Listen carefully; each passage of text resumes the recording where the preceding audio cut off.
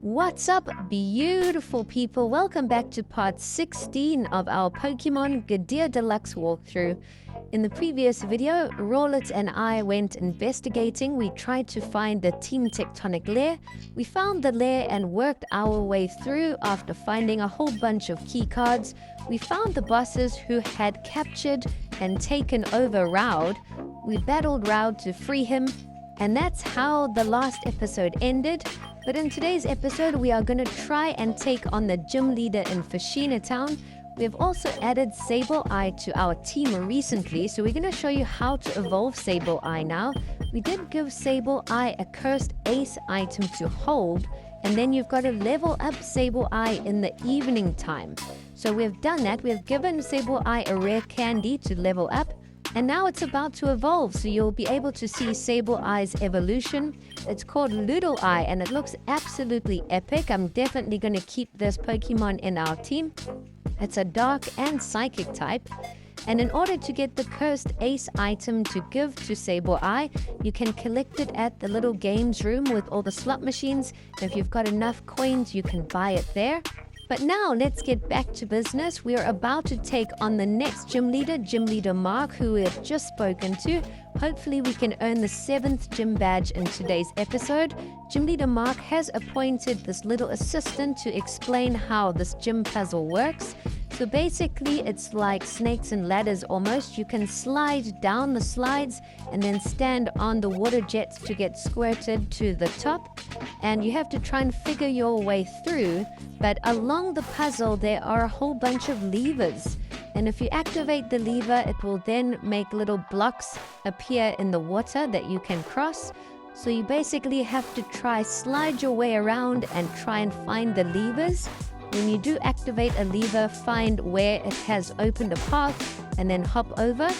And that's all there is to it. So you just have to try and find all the levers. Some of the levers might be above you or below you or on the opposite side. But once you have found a lever, you can cross the next little floating bridge of boxes. So we've just activated the 3rd lever, and there should be another little path of boxes. So you have to go up, around, and down. So it looks like there's a lot of back and forth to do.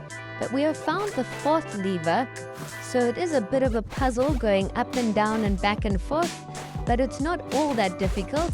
And there are a whole bunch of trainers to battle along the way. All the battles in this little gym are double battles, so that's what makes it a bit different. The tag team battles are quite fun though.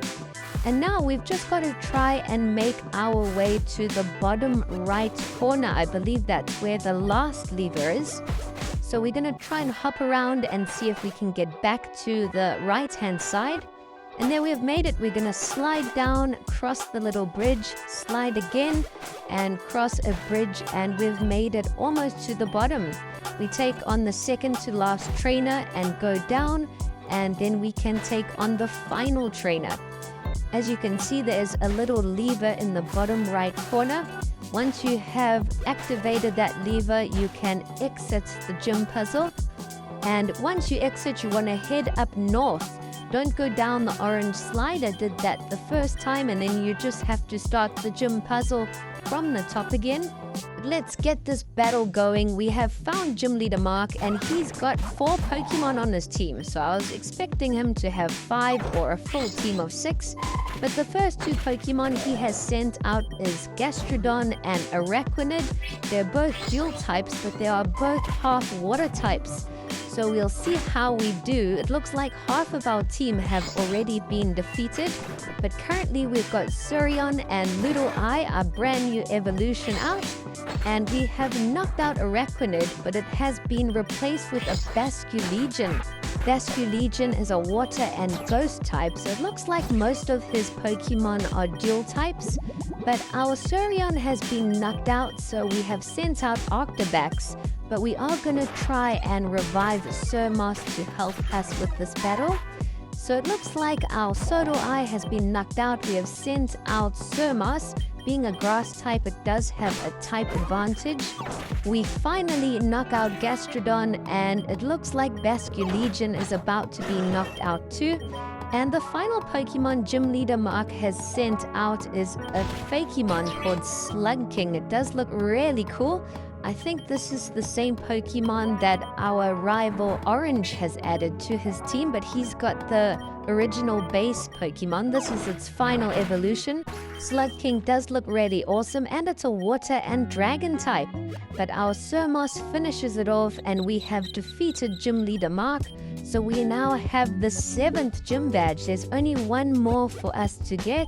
I can't wait to get all gym badges and make our way to the Pokemon League. The next gym apparently is in Algacia City, so we have already been there, the absolutely massive city.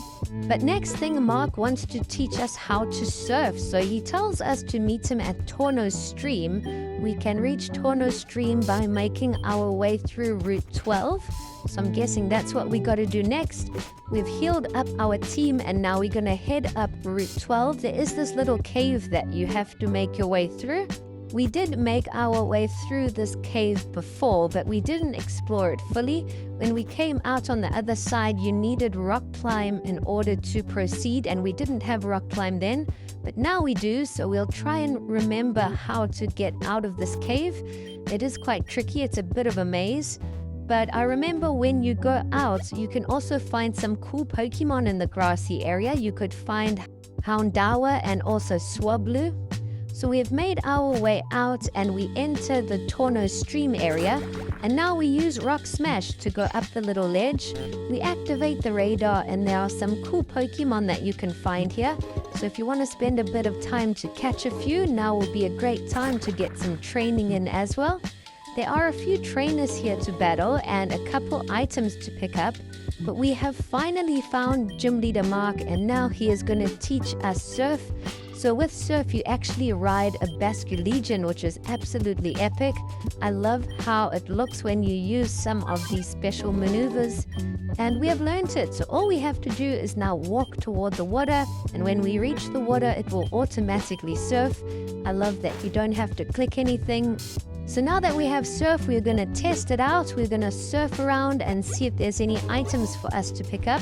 This also opens up the map massively. If you do want to do some training, I recommend flying all the way back to the original city and then start exploring all the areas now that you have all these HM maneuvers.